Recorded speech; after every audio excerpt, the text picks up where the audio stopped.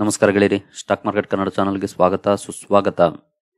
ಗೆಳೆಯರಿ, ವಿಡಿಯೋದಲ್ಲಿ ಒಂದು ಎಮರ್ಜಿಂಗ್ ಸೆಕ್ಟರ್ಗೆ ಸಂಬಂಧಪಟ್ಟಂತೆ 6-7 ಸ್ಟಾಕ್ಗಳನ್ನು ಕವರ್ ಮಾಡ್ತಾ ಇದ್ದೀನಿ. ಈ ಸೆಕ್ಟರ್ನ ಬಗ್ಗೆ ಹಾಗೆ ಇಲ್ಲಿರುವಂತಹ ಗ್ರೋತ್ ಆಪರ್ಚುನಿಟಿ ಬಗ್ಗೆ ಹಲವಾರು ಸಲ ನಾನು ಬ್ರೀಫ್ ಆಗಿ ತಿಳಿಸ್ಕೊಟ್ಟಿದ್ದೀನಿ. ಈ ವಿಡಿಯೋದಲ್ಲಿ ಆ ಎಮರ್ಜಿಂಗ್ ಸೆಕ್ಟರ್ ಯಾವುದು, ಅದರಲ್ಲಿ ಯಾವ್ಯಾವ ಸ್ಟಾಕ್ಗಳಿದಾವೆ, ಯಾವ ಹೈ ರಿಸ್ಕ್ ಇದಾವೆ, ಯಾವ ಸ್ವಲ್ಪ ಕಡಿಮೆ ರಿಸ್ಕ್ ಇದಾವೆ, ಜೊತೆಗೆ ಇಲ್ಲಿ ಗ್ರೋತ್ ಆಪರ್ಚುನಿಟಿ ಎಷ್ಟಿದೆ, ಈ ಎಲ್ಲದರ ಬಗ್ಗೆ ಒಂದಷ್ಟು ವಿಚಾರಗಳನ್ನ ತಿಳ್ಕೊಳ್ಳುವಂತ ಪ್ರಯತ್ನ ಮಾಡೋಣ. ಗೆಳೆಯರಿ, ಮೊದಲಿಗೆ ಡಿಸ್ಕ್ಲೇಮರ್ ಕೊಟ್ಟಿಕ್ಕೆ ಇಷ್ಟಪಡ್ತೀನಿ. ಇಲ್ಲಿ ಕವರ್ ಮಾಡ್ತಿರುವಂಥ ಯಾವುದೇ ಸ್ಟಾಕ್ ಅನ್ನು ಕೂಡ ರೆಕಮೆಂಡ್ ಮಾಡ್ತಿಲ್ಲ. ನೀವು ಫರ್ದರ್ ಸ್ಟಡಿ ಮಾಡಿ ಡಿಸಿಷನ್ ತಗೊಳ್ಬಹುದು. ಆಸ್ ಎ ಎಜುಕೇಶನಲ್ ಪರ್ಪಸ್ ನಾನು ಈ ವಿಡಿಯೋನ ನಿಮ್ಮ ಮುಂದೆ ತರ್ತಾ ಇದ್ದೀನಿ. ಗೆಳೆಯರಿ, ಹಾಗಾದ್ರೆ ಆ ಎಮರ್ಜಿಂಗ್ ಸೆಕ್ಟರ್ ಯಾವುದು ಅಂತ ನಾವು ನೋಡೋದಾದ್ರೆ ಸೋಲಾರ್ ಪಂಪ್ ಸೆಕ್ಟರ್. ನಿಮ್ಗೆಲ್ರಿಗೂ ಈಗಾಗಲೇ ಗೊತ್ತಿದೆ, ನಮ್ಮ ದೇಶದಲ್ಲಿ ಸುಮಾರು 14 ಕೋಟಿಗಿಂತ ಜಾಸ್ತಿ ಫಾರ್ಮರ್ಸ್ ಇದ್ದಾರೆ. ಅದರಲ್ಲಿ ಒಂದು ಅಂದಾಜಿನ ಪ್ರಕಾರ ಸುಮಾರು 3 ಕೋಟಿ ಜನ ಫಾರ್ಮರ್ಸ್ ಪಂಪ್ಸ್ ಗಳನ್ನ ಬಳಸ್ತಾ ಇದ್ದಾರೆ. ಆಸ್ ಆಫ್ ನೌ ಅದು ಎಲೆಕ್ಟ್ರಿಕ್ ಪಂಪ್ಗಳು. ಇಲ್ಲಿ ಸಾಧ್ಯವಾದಷ್ಟು ಸೋಲಾರ್ ಪಂಪ್ ಅಳವಡಿಕೆಯನ್ನ ಮಾಡಬೇಕು ಅನ್ನೋದು ಸರ್ಕಾರದ ಗುರಿಯಾಗಿದೆ. ಅವರು ವರ್ಷದಿಂದ ವರ್ಷಕ್ಕೆ ತನ್ನ ಟಾರ್ಗೆಟ್ ಅನ್ನ ಎಕ್ಸ್ಪ್ಯಾಂಡ್ ಮಾಡ್ತಾ ಹೋಗ್ತಿದ್ದಾರೆ. ಅಂದ್ರೆ ಸರ್ಕಾರ ಅದಕ್ಕಾಗಿ ಸಾವಿರಾರು ಕೋಟಿ ಅಲೋಕೇಶನ್ ಕೂಡ ಮಾಡ್ತಾ ಇದೆ ಬಜೆಟ್ ಅಲ್ಲಿ. ನಾನು ಈ ಒಂದು ಸ್ಕೀಮ್ ಬಗ್ಗೆ ಈ ಹಿಂದೆ ಕವರ್ ಮಾಡಿದ್ದೀನಿ. ಅದ್ಯಾವುದು ಅಂತಂದ್ರೆ PM ಕುಸುಮ್, ಪ್ರಧಾನ ಮಂತ್ರಿ ಕಿಸಾನ್ ಊರ್ಜಾ ಸುರಕ್ಷಾ ಏವಂ ಉತ್ತಮ್ ಮಹಾಭಿಯಾನ್ ಅಂತ, ಅಥವಾ ಶಾರ್ಟ್ ಆಗಿ PM ಕುಸುಮ್ ಅಂತ ಕರೀತಾರೆ. ಇದರ ಉದ್ದೇಶನೇ ಅಗ್ರಿಕಲ್ಚರ್ ಅಲ್ಲಿ ಸೋಲಾರ್ ಪಂಪ್ ಸೆಟ್ ಗಳನ್ನ ಬಳಸೋದು. ನೀವು ಇಲ್ಲಿ ನೋಡಬಹುದು ಕೆಲವೊಂದು ಫೀಚರ್ಸ್ PM ಕುಸುಮ್ ಸ್ಕೀಮ್. ಇದು ಹಳೆ ಡೇಟಾ. ಆಸ್ ಪರ್ ಹಳೆ ಡೇಟಾನೇ ನಾವು ನೋಡೋದಾದ್ರೆ 27.5 lakh solar water pumps target ಅನ್ನ ಸರ್ಕಾರ ಹಾಕೊಂಡಿದೆ. ಅದರಲ್ಲಿ 17.5 ಲಕ್ಷ ಆಫ್ ಗ್ರಿಡ್, ಹಾಗೆ 10 lakh grid connected. Grid connected, of grid ಅಂತಂದ್ರೆ ಫಾರ್ ಎಕ್ಸಾಂಪಲ್ ನಾವೇ ಸೋಲಾರ್ ಪನೆಲ್ ಅನ್ನ ಹಾಕೊಂಡು ಅಲ್ಲೇ ಉತ್ಪಾದನೆ ಮಾಡಿಕೊಂಡು ನಮ್ಮ ಸೋಲಾರ್ ಪಂಪ್ ಅಲ್ಲಿ ಬಳಸಿದ್ರೆ ಆ ಪವರ್ ಅನ್ನ, ಅದು ಆಫ್ ಗ್ರಿಡ್. ಗ್ರಿಡ್ ಕನೆಕ್ಟೆಡ್ ಅಂತಂದ್ರೆ ಸೋಲಾರ್ ಪ್ಲಾಂಟ್ ಇಂದ ನಮಗೆ ಪವರ್ ಸಪ್ಲೈ ಆಗುತ್ತೆ. ಸೊ ಅದು ಡಿಫರೆನ್ಸ್. ಹಾಗೆ ನಾನು ಈ PM ಕುಸುಮ್ ಬಗ್ಗೆ ಈ ಹಿಂದೆ ಕವರ್ ಮಾಡಿದ್ದೆ. ಯಾಕೆ ಕವರ್ ಮಾಡಿದ್ದೆ ಅಂತಂದ್ರೆ ಆಗ ಸೋಲಾರ್ ಪನೆಲ್ ಮ್ಯಾನುಫ್ಯಾಕ್ಚರಿಂಗ್ ಕಂಪನೀಸ್ ಬಗ್ಗೆ ಕವರ್ ಮಾಡುವಾಗ ಇದನ್ನ ಕವರ್ ಮಾಡಿದ್ದೆ, ಈ ಸ್ಕೀಮ್ ನ ಮೆನ್ಷನ್ ಮಾಡಿದ್ದೆ. ಈಗ ಸೋಲಾರ್ ಪಂಪ್ಸ್ ಗೆ ಸಂಬಂಧಪಟ್ಟಂತೆ ನಾನು ಕವರ್ ಮಾಡ್ತಾ ಇದ್ದೀನಿ. ಇದಷ್ಟೇ ಅಲ್ಲ, ಬೇರೆ ಸರ್ಕಾರಗಳು ಕೂಡ ಅಂದ್ರೆ ರಾಜ್ಯ ಸರ್ಕಾರಗಳು ಕೂಡ ಈಗ ಇತ್ತ ಕಡೆ ಗಮನ ಹರಿಸ್ತಿದ್ದಾವೆ. ಟೋಟಲ್ ನಮ್ಮ ಸರ್ಕಾರ ಅಂದ್ರೆ ಕೇಂದ್ರ ಸರ್ಕಾರ 2026ರಲ್ಲಿ 30,000 ಮೆಗಾವ್ಯಾಟ್ ಪವರ್ ಅಂದ್ರೆ ಸೋಲಾರ್ ಪವರ್ ಉತ್ಪಾದನೆಯನ್ನ ಟಾರ್ಗೆಟ್ ಹಾಕೊಂಡಿದೆ ಈ ಸ್ಕೀಮ್ ನಡಿ. ಹಾಗೆ ಇತ್ತೀಚಿನ ಕೆಲವು ರಾಜ್ಯ ಸರ್ಕಾರಗಳ ನ್ಯೂಸ್ ಅನ್ನ ನಾವು ನೋಡೋದಾದ್ರೆ, ಮೊನ್ನೆ ತಾನೇ ಮಹಾರಾಷ್ಟ್ರದಲ್ಲಿ ಬಜೆಟ್ ಅನೌನ್ಸ್ಮೆಂಟ್ ಆಗಿದೆ. ಸೊ ಡೇಟ್ ಕೂಡ ನೀವು ಇಲ್ಲಿ ನೋಡಬಹುದು, ಜೂನ್ 28 ಅಂದ್ರೆ ಶುಕ್ರವಾರ. ಇದರಲ್ಲೂ ಕೂಡ ಒಂದು ಅನೌನ್ಸ್ಮೆಂಟ್ ಬಂದಿದೆ ಸೋಲಾರ್ ಪಂಪ್ಸ್ ಗೆ ಸಂಬಂಧಪಟ್ಟಂತೆ. ಮಹಾರಾಷ್ಟ್ರ ಗವರ್ನಮೆಂಟ್ ಕೂಡ ಅದಕ್ಕಾಗಿ ಸುಮಾರು 10,000 ಕೋಟಿಯನ್ನ ಖರ್ಚು ಮಾಡ್ತಾ ಇದೆ. ನೀವು ಇಲ್ಲಿ ನೋಡಬಹುದು, solar pumps to be distributed among farmers for free electricity, more than 8 lakh farmers will benefit. ಈ ಅನೌನ್ಸ್ಮೆಂಟ್ ಕೂಡ ಬಂದಿದೆ. ಮೊನ್ನೆ ದಿನ ಬಂದಿರೋ ಅಂತ ಅನೌನ್ಸ್ಮೆಂಟ್ ಇದು, ಮಹಾರಾಷ್ಟ್ರ ಗವರ್ನಮೆಂಟ್ ಮಾಡಿರುವಂತದ್ದು. ಇದಕ್ಕಾಗಿ ಸುಮಾರು 15,000 ಕೋಟಿಯನ್ನ ಅವರು ಅಲೋಕೇಟ್ ಕೂಡ ಮಾಡಿದ್ದಾರೆ. ಹಾಗೆ ಈ ಹಿಂದೆ ಒಂದು ನ್ಯೂಸ್ ಬಂದಿತ್ತು, ನೀವು ಇಲ್ಲಿ ನೋಡಬಹುದು. The tender has been issued for around 35,000 solar pumps in the state. ಎಲ್ಲಿ ಇದು ಹರಿಯಾಣದಲ್ಲಿ. ಡೇಟ್ ನೋಡಬಹುದು, 14 June 2024. Haryana issues tender for solar pumps under PM Kusum. ಇವು ಇತ್ತೀಚಿನ ಕೆಲವು ನ್ಯೂಸ್ಗಳು. ಇವುಗಳನ್ನೆಲ್ಲ ನೋಡಿದಾಗ ನಮ್ಮ ಸರ್ಕಾರ, ಕೇಂದ್ರ ಸರ್ಕಾರ ಆಗ್ಬೋದು ಅಥವಾ ರಾಜ್ಯ ಸರ್ಕಾರಗಳಾಗ್ಬೋದು, ಸೊ ಎಲ್ಲರ ಗಮನ ಈಗ ಸೋಲಾರ್ ಪಂಪ್ ಸೆಟ್ ಕಡೆ ಇದೆ. ಒಂಥರ ಪವರ್ ಸೆಕ್ಟರ್ ಅಲ್ಲಿ ರೈತರನ್ನ ಆತ್ಮನಿರ್ಭರರಾಗಿಸುವಂತ ಪ್ರಯತ್ನ ಅಂತಾನೆ ಹೇಳ್ಬೋದು ಇದನ್ನ. ಸೊ ಈ ತರದ ಗ್ರೋತ್ ಆಪರ್ಚುನಿಟಿ ಇರುವಂತಹ ಸೆಕ್ಟರ್ ನ ಸ್ಟಾಕ್ ಗಳ ಬಗ್ಗೆ ನಾವು ತಿಳ್ಕೊಂಡ್ರೆ ಖಂಡಿತ ನಮಗೂ ಕೂಡ ಒಂದಷ್ಟು ಲಾಭ ಆಗ್ಬೋದು, ಒಳ್ಳೆ ಸ್ಟಾಕ್ ಗಳನ್ನ ಸ್ಟಡಿ ಮಾಡಿ ಇನ್ವೆಸ್ಟ್ಮೆಂಟ್ ಅನ್ನ ಮಾಡಿದ್ರೆ. ಹಾಗೆ ನಾನು ಸ್ಟಾಕ್ ಗಳಿಗೆ ಹೋಗೋದಕ್ಕೆ ಮುಂಚೆ ಒಂದು ಇಂಪಾರ್ಟೆಂಟ್ ಪಾಯಿಂಟ್ ಅನ್ನ ಇಲ್ಲಿ ಮೆನ್ಷನ್ ಮಾಡ್ಲಿಕ್ಕೆ ಇಷ್ಟಪಡ್ತೀನಿ. ಇಲ್ಲಿ ಮೆಜಾರಿಟಿ ಸ್ಟಾಕ್ಗಳಿಂದವೆ ಸಣ್ಣ ಸಣ್ಣ ಕಂಪನಿಗಳು. ಸೊ ಸಣ್ಣ ಕಂಪನಿಗಳು ಅಂತಂದ್ರೆ ರಿಸ್ಕ್ ಕೂಡ ಜಾಸ್ತಿ ಇರುತ್ತೆ, ಹೈ ರಿಸ್ಕ್ ಇರುತ್ತೆ ಇಲ್ಲಿ ಇನ್ವೆಸ್ಟ್ ಮಾಡುವಾಗ. ಸೊ ಅದನ್ನ ತಿಳ್ಕೊಂಡು ನೀವು ನಿಮ್ಮ ರಿಸ್ಕ್ ಅಂಡ್ ರಿವಾರ್ಡ್ ರೇಷಿಯೋ ಅರ್ಥ ಮಾಡ್ಕೊಂಡೆ ಇನ್ವೆಸ್ಟ್ಮೆಂಟ್ ಡಿಸಿಷನ್ ಅನ್ನ ತಗೊಳ್ಬೇಕಾಗುತ್ತೆ. ಬ್ಲೈಂಡ್ಲಿ ವಿಡಿಯೋ ನೋಡಿ ಆಗ್ಲಿ ಅಥವಾ ನ್ಯೂಸ್ ನೋಡಿ ಆಗ್ಲಿ ಇನ್ವೆಸ್ಟ್ಮೆಂಟ್ ಅನ್ನ ಮಾಡಬೇಡಿ. ಯಾಕಂದ್ರೆ ಹೈ ರಿಸ್ಕ್ ಸೆಕ್ಟರ್. ಯಾಕಂದ್ರೆ ಇಲ್ಲಿ ಬರುವಂತ ಮೆಜಾರಿಟಿ ಕಂಪನೀಸ್ ಸಣ್ಣ ಕಂಪನಿಗಳು, ಹಾಗಾಗಿ ದೊಡ್ಡ ಕಂಪನಿಗಳು ಕೂಡ ಇದೆ, ಅವುಗಳನ್ನ ನಾನು ಕವರ್ ಮಾಡ್ತೀನಿ. ಮೋಡರೇಟ್ಲಿ ಸ್ವಲ್ಪ ಲೋ ರಿಸ್ಕ್ ಇರುತ್ತೆ. ಹಾಗೆ ನಾನು ಇಲ್ಲಿ ಸುಮಾರು 7 ಕಂಪನಿಗಳನ್ನ ಕವರ್ ಮಾಡ್ತಾ ಇದ್ದೀನಿ. ಹಾಗಾಗಿ ಇನ್ ಡೀಟೇಲ್ ಹೋಗ್ತಾ ಇಲ್ಲ. ನೀವು ಫಸ್ಟ್ ಮಾಡಬೇಕಾಗಿರುವಂತ ಕೆಲಸ, ವಿಡಿಯೋ ನೋಡಿದ್ಮೇಲೆ ಆ ಸ್ಟಾಕ್ ಗಳನ್ನ ನೋಟ್ ಮಾಡ್ಕೊಂಡು ಆ ಕಂಪನಿಗಳ ವೆಬ್ಸೈಟ್ ಗೆ ವಿಸಿಟ್ ಮಾಡಿ. ಸೊ ವೆಬ್ಸೈಟ್ ಗೆ ವಿಸಿಟ್ ಮಾಡಿ ಏನೆಲ್ಲ ಕಂಪನಿ ಮ್ಯಾನುಫ್ಯಾಕ್ಚರ್ ಮಾಡುತ್ತೆ ಸೋಲಾರ್ ಪಂಪ್ ಜೊತೆ ಅನ್ನೋ ವಿಚಾರವನ್ನ ತಿಳ್ಕೊಳ್ಳಿ. ನಂತರ balance sheet, profit and loss accounts, share holding pattern ಎಲ್ಲನೂ ಕೂಡ ಚೆಕ್ ಮಾಡಿ, ನಂತರ ನಿಮ್ಗೆ ಅಲ್ಲಿ ಪೊಟೆನ್ಶಿಯಲ್ ಇದೆ ಅನ್ಸಿದ್ರೆ ನಂತರ ಇನ್ವೆಸ್ಟ್ಮೆಂಟ್ ಡಿಸಿಷನ್ ತಗೊಳ್ಳಿ. ಇಲ್ಲ ಸ್ಟ್ರೈಟ್ ಅವೇ ಇಗ್ನೋರ್ ಮಾಡಿ. ಯಾವುದೇ ಕಾರಣಕ್ಕೂ ವಿಡಿಯೋ ನೋಡಿ ಬ್ಲೈಂಡ್ಲಿ ಇನ್ವೆಸ್ಟ್ ಮಾಡಕ್ ಹೋಗ್ಬೇಡಿ. ಸೊ ನೀವು ಕಷ್ಟಪಟ್ಟು ಸಂಪಾದನೆ ಮಾಡಿರುವಂತ ಹಣವನ್ನ ಇನ್ವೆಸ್ಟ್ ಮಾಡ್ತೀರಿ ಅಂತಂದ್ರೆ ಒಂದಷ್ಟು ವಿಚಾರವನ್ನ ತಿಳ್ಕೊಂಡೇ ಇನ್ವೆಸ್ಟ್ಮೆಂಟ್ ಅನ್ನ ಮಾಡಬೇಕು. ಯಾಕಂದ್ರೆ ಲಾಭ ಬಂದ್ರು ನಿಮ್ಗೆ, ನಷ್ಟ ಆದ್ರೂ ನಿಮ್ಗೆ. ಹಾಗಾಗಿ ರಿಸ್ಕ್ ತಗೊಳ್ಳೋದಾದ್ರೆ ರಿಸ್ಕ್ ಜಾಸ್ತಿ ಇರುವಂತ ಕಡೆ ಕ್ಯಾಲ್ಕುಲೇಟೆಡ್ ರಿಸ್ಕ್ ತಗೊಳ್ಬೇಕು. ಸೊ ಇದು ನಿಮ್ಮ ಮನಸ್ಸಲ್ಲಿ ಇರಲಿ. ಸೊ ಬನ್ನಿ ಸ್ಟಾಕ್ ಗಳನ್ನ ನೋಡ್ತಾ ಹೋಗೋಣ ಒಂದೊಂದಾಗಿ. ಮೊದಲಿಗೆ ಸ್ವಲ್ಪ ಮೋಡರೇಟ್ ರಿಸ್ಕ್ ಇರುವಂತ ಕಂಪನಿಯನ್ನೇ ನಾನು ಕವರ್ ಮಾಡ್ತಾ ಇದ್ದೀನಿ. ಯಾವ್ದಪ್ಪ ಅಂದ್ರೆ ಟಾಟಾ ಪವರ್ ಕಂಪನಿ. ಇದಂತೂ ಹೊಸದೇನಲ್ಲ, ಸುಮಾರು ಜನರ ಪೋರ್ಟ್ಫೋಲಿಯೋದಲ್ಲಿ ಈಗಾಗಲೇ ಈ ಸ್ಟಾಕ್ ಇದೆ. ತುಂಬಾ ಒಳ್ಳೆ ಪರ್ಫಾರ್ಮೆನ್ಸ್ ಅನ್ನು ಕೂಡ ಕೊಡ್ತಾ ಇದೆ. ಸೊ ಸುಮಾರು ಜನರಿಗೆ ಆಶ್ಚರ್ಯ ಆಗ್ಬೋದು, ಟಾಟಾ ಪವರ್ ಸೋಲಾರ್ ಪಂಪ್ ಅಲ್ಲಿ ಇದೆಯಾ ಅಂತ.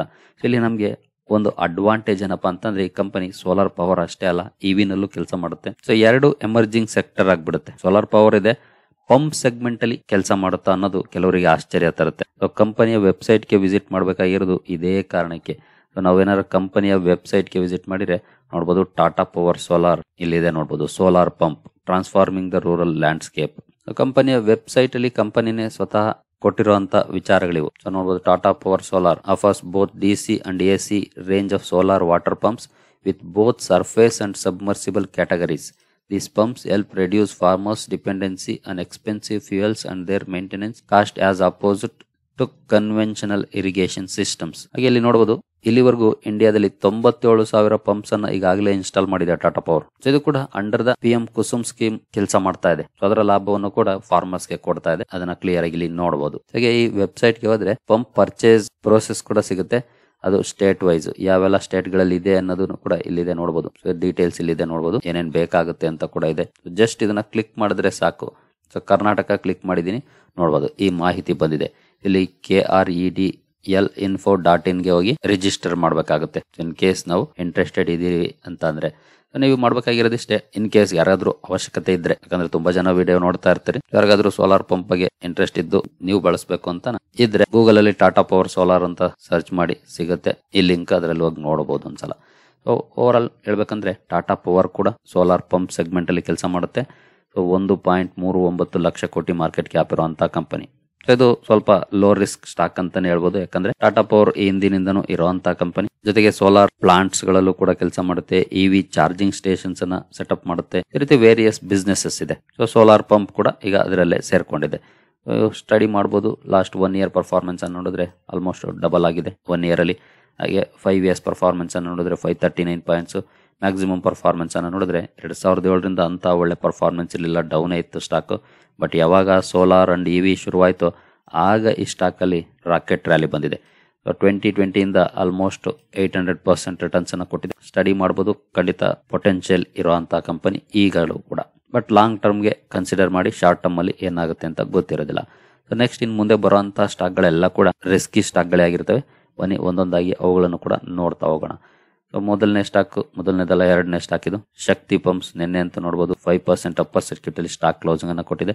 7,000 ಕೋಟಿ ಮಾರ್ಕೆಟ್ ಕ್ಯಾಪ್ ಇರುವಂತಹ ಸ್ಟಾಕ್. ನಾನು ಹಿಂದೆ ಸಾಕಷ್ಟು ಸಲ ಈ ಸ್ಟಾಕ್ ಅನ್ನ ಕವರ್ ಮಾಡಿದ್ದೀನಿ. ನ್ಯೂಸ್ ನ ಕಾರಣಕ್ಕೆ ಒಳ್ಳೊಳ್ಳೆ ಆರ್ಡರ್ ಗಳು ಸಿಕ್ಕಾಗ ಕವರ್ ಮಾಡಿದ್ದೀನಿ. ಹಾಗೆಲ್ಲಾನು ಕೂಡ ಮೆನ್ಷನ್ ಮಾಡಿದ್ದೀನಿ. ಸೋಲಾರ್ ಪಂಪ್ ಸೆಗ್ಮೆಂಟ್ ಅಲ್ಲಿ ಕೆಲಸ ಮಾಡುತ್ತೆ, ಇಂಟ್ರೆಸ್ಟ್ ಇರೋ ಸ್ಟಡಿ ಮಾಡಬಹುದು ಅಂತ. ತುಂಬಾ ಒಳ್ಳೆ ಪರ್ಫಾರ್ಮೆನ್ಸ್ ಅನ್ನ ಕೊಡ್ತಿರುವಂತಹ ಕಂಪನಿ. 1 ಇಯರ್ ಅಲ್ಲಿ 500% ರಿಟರ್ನ್ಸ್ ಅನ್ನ ಕೊಟ್ಟಿದೆ 1 ಇಯರ್ ಅಲ್ಲಿ. ಹಾಗೆ 5 ಇಯರ್ಸ್ ಅಲ್ಲಿ 800% ರಿಟರ್ನ್ಸ್. ಮ್ಯಾಕ್ಸಿಮಮ್ ಪರ್ಫಾರ್ಮೆನ್ಸ್ ನೋಡಬಹುದು, ಈ ರೀತಿ ಪರ್ಫಾರ್ಮೆನ್ಸ್ ಇದೆ. ಇಲ್ಲೂ ಕೂಡ ಅಂತ ಗ್ರೇಟ್ ಪರ್ಫಾರ್ಮೆನ್ಸ್ ಇರಲಿಲ್ಲ. ಒಂದು ರ್ಯಾಲಿ ನಂತರ ಡೌನ್ಫಾಲ್, ರ್ಯಾಲಿ ನಂತರ ಡೌನ್ಫಾಲ್, ಈ ರೀತಿ ಪರ್ಫಾರ್ಮೆನ್ಸ್ ಇತ್ತು. ಬಟ್ 2023 ಈ ಸ್ಟಾಕ್ಗೆ ಮರೆಯಲಾರದಂತ ವರ್ಷ ಅಂತಾನೆ ಹೇಳ್ಬೋದು. ಆ ರೀತಿ ಪರ್ಫಾರ್ಮೆನ್ಸ್ ಅನ್ನ ಕೊಟ್ಟಿದೆ. ನೀವು ಇಲ್ಲಿ ನೋಡಬಹುದು 400 ರೇಂಜ್ ಅಲ್ಲಿ ಇದ್ದಂತಹ ಸ್ಟಾಕ್ 3,600 ರೇಂಜ್ ಗೆ ಬಂದಿದೆ. ಈಗ ಇಂಟ್ರೆಸ್ಟ್ ಇರೋರು ಶಕ್ತಿ ಪಂಪ್ಸ್ ಅನ್ನ ಸ್ಟಡಿ ಮಾಡಬಹುದು. ಖಂಡಿತ ಒಂದು ಇಂಟ್ರೆಸ್ಟಿಂಗ್ ಕಂಪನಿ. ಮಾರ್ಕೆಟ್ ಕ್ಯಾಪ್ 7,000 ಕೋಟಿ ಇದೆ. ಒಂದು ಸ್ಮಾಲ್ ಕ್ಯಾಪ್ ಕಂಪನಿ. ನಂತರ ಮೂರನೇ ಸ್ಟಾಕ್ ಗೆ ಬರೋದಾದ್ರೆ ರೋಟೋ ಪಂಪ್ಸ್. ಇದರ ಪರ್ಫಾರ್ಮೆನ್ಸ್ ಅನ್ನ ನೋಡೋದಕ್ಕೆ ಮುಂಚೆ ನೋಡಬಹುದು ಮಾರ್ಕೆಟ್ ಕ್ಯಾಪ್ 1,600 ಕೋಟಿ ಮಾರ್ಕೆಟ್ ಕ್ಯಾಪ್ ಇರುವಂತಹ ಕಂಪನಿ. ತುಂಬಾನೇ ರಿಸ್ಕಿ ಕಂಪನಿ ಅಂತಾನೆ ಹೇಳ್ಬೋದು. ನಂತರ 1 ಇಯರ್ ಪರ್ಫಾರ್ಮೆನ್ಸ್ ಅನ್ನು ನೋಡಿದ್ರೆ 39 to 40% ರಿಟರ್ನ್ಸ್ ಇದೆ 1 ಇಯರ್ ಅಲ್ಲಿ. 5 ಇಯರ್ಸ್ ಅಲ್ಲಿ ಚೆನ್ನಾಗಿ ಪರ್ಫಾರ್ಮ್ ಮಾಡಿದೆ, 656%. ಮ್ಯಾಕ್ಸಿಮಮ್ ಪರ್ಫಾರ್ಮೆನ್ಸ್ ಕೂಡ ಚೆನ್ನಾಗಿದೆ. ಇಲ್ಲೂ ಕೂಡ ಸೇಮ್ ಪರ್ಫಾರ್ಮೆನ್ಸ್. 2020 ನಂತರ ಸ್ಟಾಕ್ ಅಲ್ಲಿ ಒಳ್ಳೆ ರ್ಯಾಲಿ ಕಂಡು ಬಂದಿದೆ. ಸೊ ಸ್ಟಡಿ ಮಾಡಬಹುದು. ರೋಟೋ ಪಂಪ್ಸ್ ಅನ್ನು ಕೂಡ, ಇದು ಕೂಡ ಸೋಲಾರ್ ಪಂಪ್ ಸೆಗ್ಮೆಂಟ್ ಅಲ್ಲಿ ಕೆಲಸ ಮಾಡುತ್ತೆ. ಕಂಪನಿಯ ವೆಬ್ಸೈಟ್ ಗೆ ವಿಸಿಟ್ ಮಾಡಿ, ಕಂಪನಿಗಳ ಬಗ್ಗೆ ಹೆಚ್ಚಿನ ವಿಚಾರಗಳು ಗೊತ್ತಾಗುತ್ತೆ. ಕಂಪನಿ ಏನೆಲ್ಲ ಬಿಸ್ನೆಸ್ ಮಾಡುತ್ತೆ, ಇತರ ಬಿಸ್ನೆಸ್ ಗಳು ಏನಿದೆ ಅದು ಕೂಡ ಗೊತ್ತಾಗುತ್ತೆ. ಅವು ಕೂಡ ಏನಾದ್ರೂ ಫ್ಯೂಚರ್ ಓರಿಯೆಂಟೆಡ್ ಬಿಸ್ನೆಸ್ ಆಗಿದ್ರೆ ಖಂಡಿತ ನಿಮಗೆ ಒಂದು ಆಡೆಡ್ ಅಡ್ವಾಂಟೇಜ್ ಇದ್ದೇ ಇರುತ್ತೆ. ಇನ್ವೆಸ್ಟ್ ಮಾಡುವಾಗ ರಿಸ್ಕ್ ಇರುವಂತ ಕಡೆ ಆ ರೀತಿ ಅಡ್ವಾಂಟೇಜ್ ಇದ್ದಾಗ ನಮಗೆ ವಿನ್ ವಿನ್ ಸಿಚುಯೇಷನ್ ಇರುತ್ತೆ. ನಂತರ ಕಿರ್ಲೋಸ್ಕರ್ ಬ್ರದರ್ಸ್ ಇದ್ರ ಬಗ್ಗೆ ಸಾಕಷ್ಟು ಜನ ಪ್ರಶ್ನೆ ಕೂಡ ಮಾಡ್ತಾ ಇರ್ತೀರಿ ಆಗಾಗ ಕಮೆಂಟ್ ಸೆಕ್ಷನ್ ಅಲ್ಲಿ. ಇದು ಕೂಡ ಒಳ್ಳೆ ಪರ್ಫಾರ್ಮೆನ್ಸ್ ಅನ್ನ ಕೊಡ್ತಿರುವಂತಹ ಕಂಪನಿ. ಜೊತೆಗೆ ಮಾರ್ಕೆಟ್ ಕ್ಯಾಪ್ ನೋಡಬಹುದು, ಮಿಡ್ ಸೈಜ್ಡ್ ಕಂಪನಿ, 17,000 ಕೋಟಿ ಮಾರ್ಕೆಟ್ ಕ್ಯಾಪ್ ಇದೆ. ತುಂಬಾ ಸಣ್ಣ ಕಂಪನಿ ಏನಲ್ಲ. ಹಾಗೆ ಒಂದು ವರ್ಷದಲ್ಲಿ 248% ರ್ಯಾಲಿ ಹೋಗಿದೆ.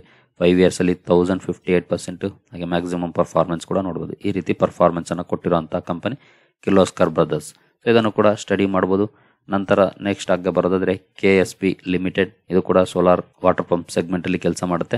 ಮಾರ್ಕೆಟ್ ಕ್ಯಾಪ್ ನೋಡಬಹುದು, 16,500 ಕೋಟಿ ಮಾರ್ಕೆಟ್ ಕ್ಯಾಪ್ ಇರುವಂತಹ ಕಂಪನಿ. ಇದು ಕೂಡ ಒಂದು ಮಿಡ್ ಸೈಜ್ಡ್ ಕಂಪನಿ.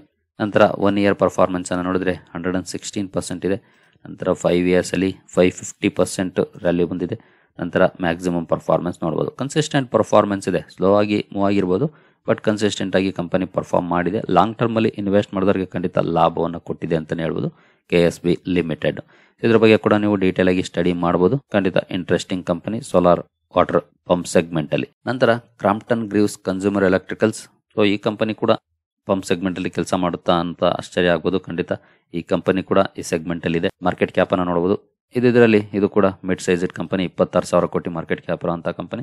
ಇದು ಬೇರೆ ಬೇರೆ ಬಿಸ್ನೆಸ್ ಸೆಗ್ಮೆಂಟ್ ಗಳಲ್ಲೂ ಕೂಡ ಕೆಲಸ ಮಾಡುತ್ತೆ. ಸೊ ಅದೇ ನಮಗೆ ಒಂದು ಅಡ್ವಾಂಟೇಜ್ ಆಗೋದು. ಅಲ್ಲೂ ಕೂಡ ಏನಾದ್ರೂ ಒಳ್ಳೆ ಪರ್ಫಾರ್ಮೆನ್ಸ್ ಬರ್ತಾ ಇದೆ ಅಂತಂದ್ರೆ ಇದರ ಒಳ್ಳೆ ಪರ್ಫಾರ್ಮೆನ್ಸ್ ಸೇರಿದ್ರೆ, ಅಂದ್ರೆ ಪಂಪ್ ಸೆಗ್ಮೆಂಟ್ ನ ಒಳ್ಳೆ ಪರ್ಫಾರ್ಮೆನ್ಸ್ ಕೂಡ ಸೇರಿದ್ರೆ ಆಗ ಒಳ್ಳೆ ಪರ್ಫಾರ್ಮೆನ್ಸ್ ಆಟೋಮೆಟಿಕ್ ಆಗಿ ಬರುತ್ತೆ ಓವರ್ ಆಲ್. ಈ ಕಂಪನಿಯ ಪರ್ಫಾರ್ಮೆನ್ಸ್ ಅನ್ನು ನಾವು ನೋಡಿದ್ರೆ 1 ಇಯರ್ ಅಲ್ಲಿ 40% ಅಪ್ ಆಗಿದೆ. ಹಾಗೆ 5 ಇಯರ್ಸ್ ಅಲ್ಲಿ ನೋಡಬಹುದು ಅಂತ ಗ್ರೇಟ್ ರಿಟರ್ನ್ಸ್ ಇಲ್ಲ. ಮಾರ್ಕೆಟ್ ಕ್ಯಾಪ್ ಓಕೆ 26,800 ಕೋಟಿ, ಬಟ್ 5 ಇಯರ್ಸ್ ಅಲ್ಲಿ ಅಂತ ಒಳ್ಳೆ ರಿಟರ್ನ್ಸ್ ಏನಿಲ್ಲ. 2021 ಇಂದ ಡೌನ್ ಇದೆ ಸ್ಟಾಕ್. ಆಲ್ಮೋಸ್ಟ್ 45% ಡೌನ್ ಆಗಿತ್ತು. ಈಗ ಒಂದಷ್ಟು ರಿಕವರಿ ಆಗಿ 17% ಡೌನ್ ಫಾಲ್ ನೋಡ್ಲಿಕ್ಕೆ ಸಿಗ್ತಾ ಇದೆ. ಹಾಗೆ ಮ್ಯಾಕ್ಸಿಮಮ್ ಪರ್ಫಾರ್ಮೆನ್ಸ್ ಅನ್ನು ನೋಡಿದ್ರೆ ಕೂಡ ಸೇಮ್ ಇದೆ. ಮ್ಯಾಕ್ಸಿಮಮ್ 2016ರಿಂದ ಇದೆ. ಸೊ ಇದೇ ರೀತಿ ಪರ್ಫಾರ್ಮೆನ್ಸ್ ಇದೆ. 2015ರಿಂದ 2021ವರೆಗೂ ಡಿಸೆಂಟ್ ಪರ್ಫಾರ್ಮೆನ್ಸ್ ಅನ್ನು ಕೊಟ್ಟಿತ್ತು. 2021ರ ನಂತರ ಬಂದಂತಹ ಡೌನ್ ಫಾಲ್ ಇನ್ನು ರಿಕವರಿ ಆಗಿಲ್ಲ, ಬಟ್ ಪೊಟೆನ್ಶಿಯಲ್ ಇರುವಂತದ್ದು ಸ್ಟಡಿ ಮಾಡಬಹುದು ಈ ಕಂಪನಿಯನ್ನು ಕೂಡ. ಸೊ ನಂತರ last stock highly risky stock ಅಂತಾನೆ ಹೇಳುವುದು. ಯಾಕೆ ಅಂತಂದ್ರೆ ಇದರ ಮಾರ್ಕೆಟ್ ಕ್ಯಾಪ್ ಅನ್ನು ನೋಡಬಹುದು, ಬರೀ 297 ಕೋಟಿ ಮಾರ್ಕೆಟ್ ಕ್ಯಾಪ್ ಇರುವಂತಹ ಕಂಪನಿ. ಒಂದು ಮೈಕ್ರೋ ಕ್ಯಾಪ್ ಕಂಪನಿ ಇದು. ಮೈಕ್ರೋ ಕ್ಯಾಪ್ ಸ್ಟಾಕ್ ಗಳಲ್ಲಿ ಹೇಗಿರುತ್ತೆ ಅಂದ್ರೆ ಈಸಿಯಾಗಿ 50, 60, 70% ಬೇಕಿದ್ರು ಕರೆಕ್ಷನ್ ಆಗ್ಬೋದು. ಆ ರೀತಿ ಇರುತ್ತೆ. ಹಾಗಾಗಿನೇ ಇಂಥವರಿಂದ ದೂರ ಇರೋದು ಕೂಡ ಬೆಟರ್ ಆಗುತ್ತೆ. ಬಟ್ ಇದೇ ಸೆಗ್ಮೆಂಟ್ ಅಲ್ಲಿ ಕೆಲಸ ಮಾಡೋದ್ರಿಂದ ನಾನು ಕವರ್ ಮಾಡ್ತಾ ಇದ್ದೀನಿ. ಜೊತೆಗೆ 52 ರೂಪಾಯಿ ಇದೆ. ತುಂಬಾ ಜನ ಇದನ್ನೇ ನೋಡೋದು. ನಾನು ಯಾವಾಗ್ಲೂ ಹೇಳ್ತಾ ಇರ್ತೀನಿ, ಪ್ರೈಸ್ ನೋಡಿ ಇನ್ವೆಸ್ಟ್ಮೆಂಟ್ ಡಿಸಿಷನ್ ತಗೊಳ್ಬೇಡಿ ಅಂತ. ಕಂಪನಿಯ ಫಂಡಮೆಂಟಲ್ಸ್ ನೋಡಬೇಕು. ಇದು ಹೈಯೆಸ್ಟ್ ರಿಸ್ಕ್ ಇರುವಂತಹ ಕಂಪನಿ ಈ 7 ಸ್ಟಾಕ್ ಗಳಲ್ಲಿ. ಹಾಗಾಗಿ ಇದನ್ನ ಅವಾಯ್ಡ್ ಮಾಡೋದು ಕೂಡ ಬೆಟರ್ ಆಗ್ಬೋದು. ಕ್ಯಾಪ್ಟನ್ ಪಾಲಿಪ್ಲಾಸ್ಟ್ ಲಾಸ್ಟ್ 1 ಇಯರ್ ಪರ್ಫಾರ್ಮೆನ್ಸ್ ಅನ್ನು ನಾವು ನೋಡಿದ್ರೆ 166% ಪಾಸಿಟಿವ್ ಇದೆ 1 ಇಯರ್ ಅಲ್ಲಿ. 5 ಇಯರ್ಸ್ ಅಲ್ಲಿ ನೋಡಬಹುದು 105%.